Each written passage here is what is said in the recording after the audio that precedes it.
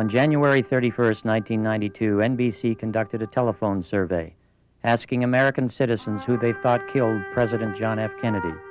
NBC received 30,000 calls in 3 hours. 51% said the CIA did it. In 1967, only one man said the CIA did it, Jim Garrison. Lee Harvey Oswald killed no one at all. So the point is, it wasn't a question of being alone or with anybody. He had nothing to do with the assassination. I had the impression, both before and after the assassination, that Jim Garrison was an absolute nut. John Kennedy was killed by a major force. The simplest way to describe it is a Central Intelligence Agency.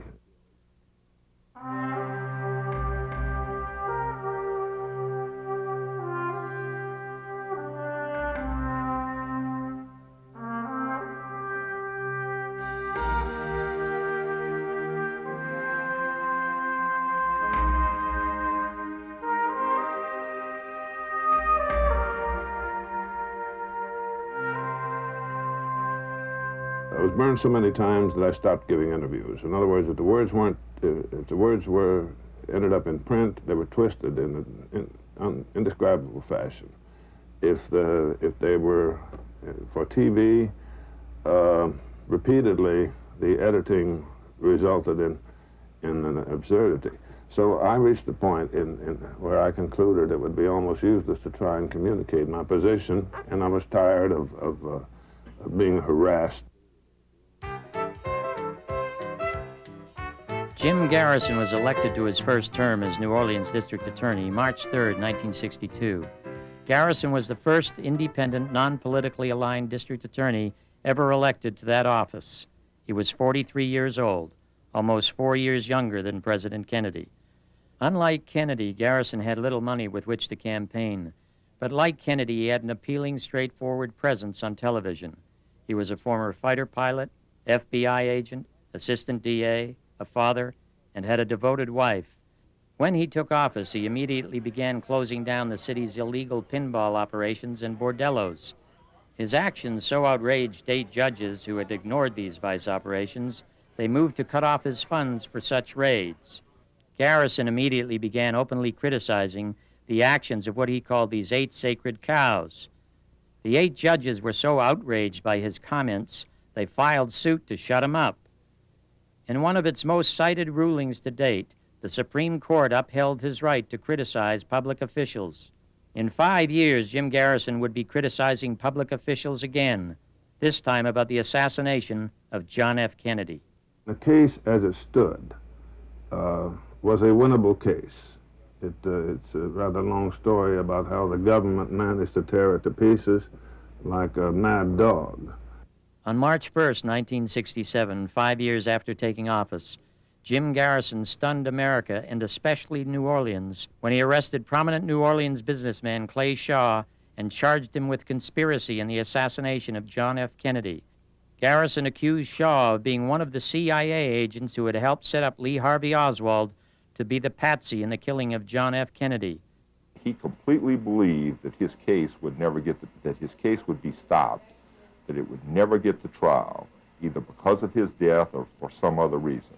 If Garrison had succeeded in proving that Shaw was one of the ringleaders and that Shaw was connected with CIA, he would have pulled the plug on the conspiracy, which then immediately causes the public to drop the Oswald idea. If you've got a conspiracy, you've got more than one man up in a window with an old gun, and they would have stared in the face the great big letters, W-H-Y. Why was the president killed?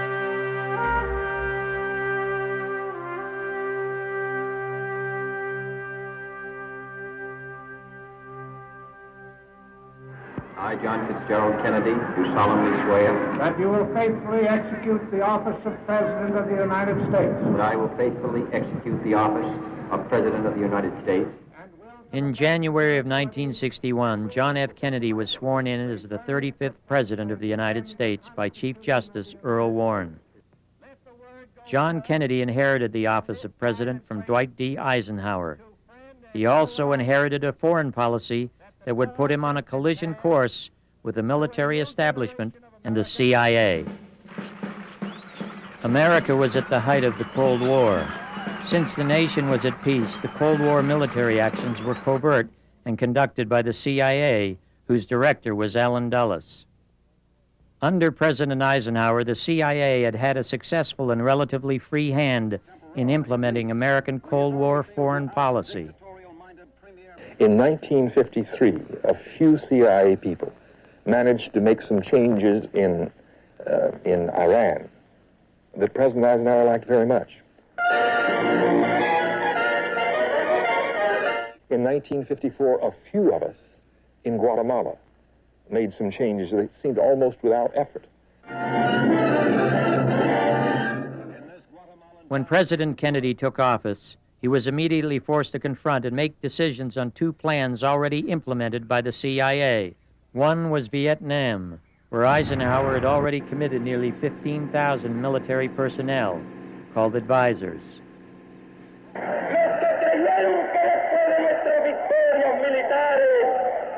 The other operation inherited by the president was the CIA's plan to overthrow Cuba's Castro.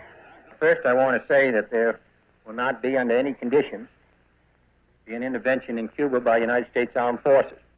In spite of the new president's reluctance to invade, the CIA convinced Kennedy that their anti-Castro Cuban brigade landing at the Bay of Pigs would immediately cause a popular uprising in Cuba, leading to the overthrow of Castro.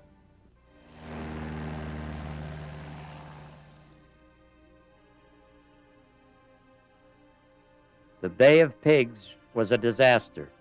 Many of the participants in the Bay of Pigs were on that landing force because I had known them personally. Some in the agency mistakenly blamed President Kennedy for the loss, claiming he failed to provide proper air support. There were people in the agency who loved Jack Kennedy, but not in this particular Bay of Pigs sector. And that's where the rabid people are. Detailed discussions are not to conceal responsibility, because I'm the responsible officer of the government. The president, publicly embarrassed by the Bay of Pigs, blamed the agency. He fired Allen Dulles, longtime director of Central Intelligence, General Cabell as deputy.